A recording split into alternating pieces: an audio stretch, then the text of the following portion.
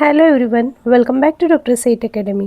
Maharashtra SET परीक्षा paper 1मध्ये लोकविकास आणि पर्यावरण या घटकावर किमान 5 प्रश्न म्हणजे 10 गुणांचे प्रश्न असतात आणि यातील जे काही महत्त्वाच्या कन्सेप्ट आहे त्याविषयीचा आजचा हा व्हिडिओ असणार आहे.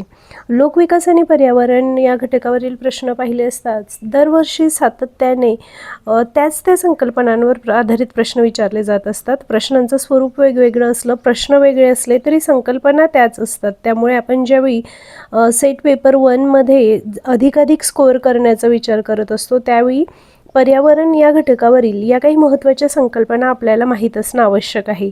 त्यातलं सगळ्यात महत्त्वाचं म्हणजे SDG आणि MDG, शाश्वत विकास उद्दिष्टे, सस्टेनेबल डेव्हलपमेंट गोल्स आणि मिलेनियम डेव्हलपमेंट गोल्स यावर हमखास प्रश्न येतो. त्यानंतर पुढचा एक प्रश्न असतो तो म्हणजे हरितगृह परिणाम, ग्रीन हाऊस इफेक्टवर. यामध्ये carbon dioxide, methane, nitrous oxide या वायूंमुळे पृथ्वीचं तापमान कसं वाढतं, ही जी हरितगृह परिणामाची संकल्पना आहे ग्रीन हाऊस इफेक्टची, त्यावर आधारित एकतरी प्रश्न हमखास सेट परीक्षेमध्ये बऱ्याचदा विचारला जातो.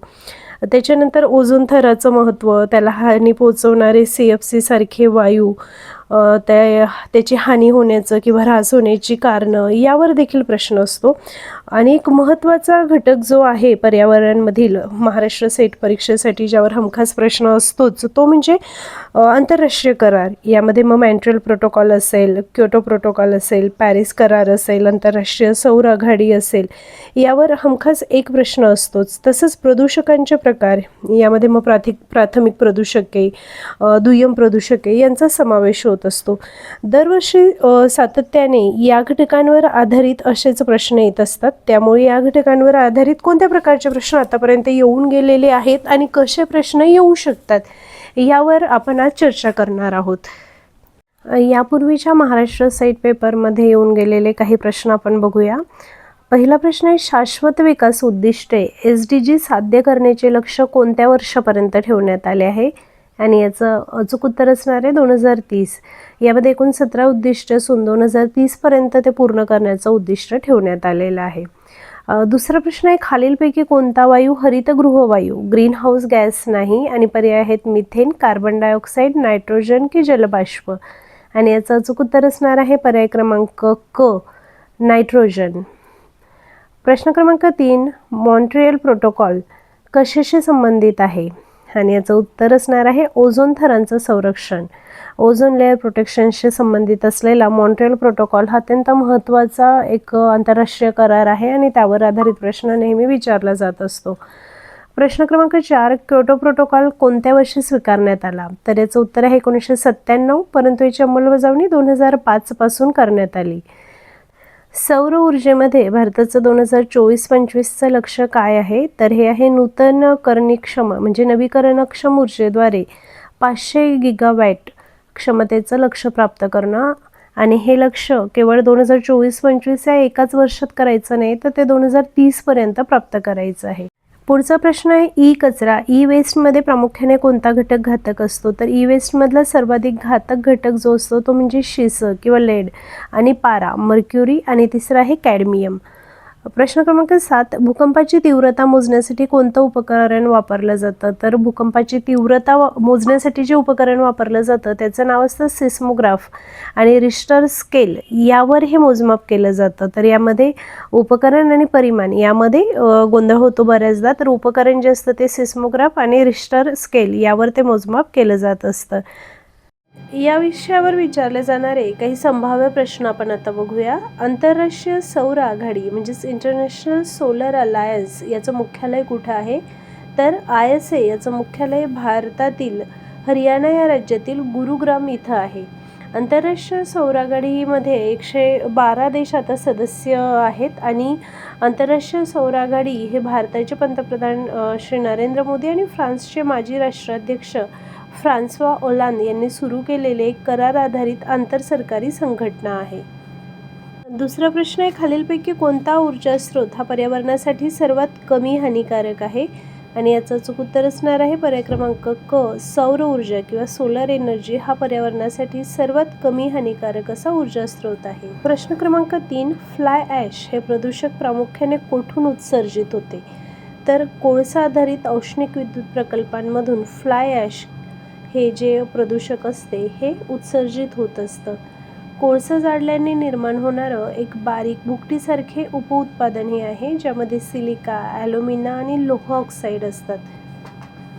प्रदूषित पाण्यात BOD म्हणजे बायोलॉजिकल ऑक्सिजन डिमांड अधिक असणं, जास्त असणं काय दर्शवते? तर हे पाण्यातील प्रदूषणाची पातळी मोजण्याचं एक महत्त्वाचं परिमाण आहे. याचा अर्थ पाण्यातील सेंद्रिय पदार्थांची, ऑर्गॅनिक मॅटरचे विघटन करण्यासाठी सूक्ष्मजीवांना जेवढ्या ऑक्सिजनची गरज लागते त्याला BOD म्हणतात.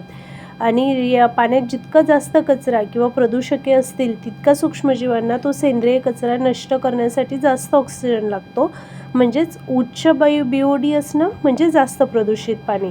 त्यामुळे BODचं प्रमाण जास्त असणं म्हणजे पाण्याच्या प्रदूषणाचा स्तर अधिक असणं होय. भारताचा पहिला कचरामुक्त झिरो वेस्ट घोषित झालेला जिल्हा किंवा शहर कोणतं? आणि याचं अचूक उत्तर असणार आहे अंबिकापूर. हे छत्तीसगड राज्यातील जिल्हा असून भारतातील पहिला कचरामुक्त जिल्हा किंवा पहिला कचरामुक्त शहर म्हणून हे ओळखलं जातं. इथं solid liquid resource management SLRM द्वारे कचऱ्याचं व्यवस्थापन केलं जातं. प्लास्टिक कचऱ्याच्या बदल्यात मोफत जेवण देणारे देशातील हे पहिलं गार्बेज कॅफे इथं सुरू करण्यात आले. भारतातील कोणत्या राज्यात सर्वाधिक सौर ऊर्जा उत्पादन क्षमता आहे? आणि याचं अचूक उत्तर आहे राजस्थान राज्यात. मार्च 2025च्या ताज्या आकडेवारीनुसार राजस्थानने सौर ऊर्जा निर्मितीत देशात प्रथम क्रमांक पटकावला असून या राज्याची स्थापित क्षमता सुमारे 33.46 गिगावॅटपर्यंत पोहोचलेली आहे आणि राजस्थाननंतर तमिळनाडू या राज्याचा दुसरा क्रमांक लागतो. सुनामी निर्माण होण्याचे मुख्य कारण काय आहे? आणि सुनामी ही समुद्राच्या तळाशी होणारा भूकंप या कारणाने निर्माण होतो. शाश्वत विकास उद्दिष्टांमधील पहिलं उद्दिष्ट कोणतं आहे? आणि गरिबी निर्मूलन हे यातील पहिलं उद्दिष्ट असणार आहे. खालीलपैकी कोणता दुय्यम प्रदूषक आहे? Carbon monoxide, nitrogen oxide, ozone की सल्फर डायऑक्साईड? प्रथमतः दुय्यम प्रदूषक म्हणजे असं प्रदूषक जे थेट एखाद्या स्रोतापासून बाहेर न पडता वातावरणात प्राथमिक प्रदूषकांमधील रासायनिक अभिक्रियेतून तयार होतात. तर जेव्हा प्राथमिक प्रदूषक म्हणजे जे प्रायमरी पोल्युटंट्स असतात जसं नायट्रोजन ऑक्साईड, हायड्रोकार्बन्स हे हवेतील ओलावा, सूर्यप्रकाश किंवा इतर वायूंशी प्रक्रिया करतात आणि त्यातून दुय्यम प्रदूषक तयार होत असतं. ओझोन हे एक दुय्यम प्रदूषक आहे. हे वाहनांच्या धुरातील नायट्रोजन ऑक्साईड आणि सूर्यप्रकाशाच्या अभिक्रियेतून जमिनीलगत तयार होते आणि हा आरोग्यासाठी घातक असतो. ग्राउंड लेव्हल ओझोन जो असतो तो, त्यामुळे ओझोन हे या प्रश्नाचं अचूक उत्तर येईल. National action plan on climate change NAPCC अंतर्गत किती मिशन किंवा मोहिमा राबवल्या जातात? आणि याचं अचूक उत्तर आहे 8 मोहिमा. यामध्ये राष्ट्रीय सौर मोहीम, ऊर्जा कार्यक्षमतेसाठी राष्ट्रीय मोहीम, शाश्वत निवासस्थानावर राष्ट्रीय मोहीम, राष्ट्रीय जल मोहीम, हिमालयीन परिसंस्था टिकवण्यासाठी राष्ट्रीय मोहीम, हरित भारत राष्ट्रीय मोहीम, शाश्वत शेतीसाठी राष्ट्रीय मोहीम आणि हवामान बदलासाठीचं धोरणात्मक ज्ञान जे असतं त्यासाठीची राष्ट्रीय मोहीम, अशा एकूण 8 राष्ट्रीय मोहिमांचा यामध्ये समावेश होतो.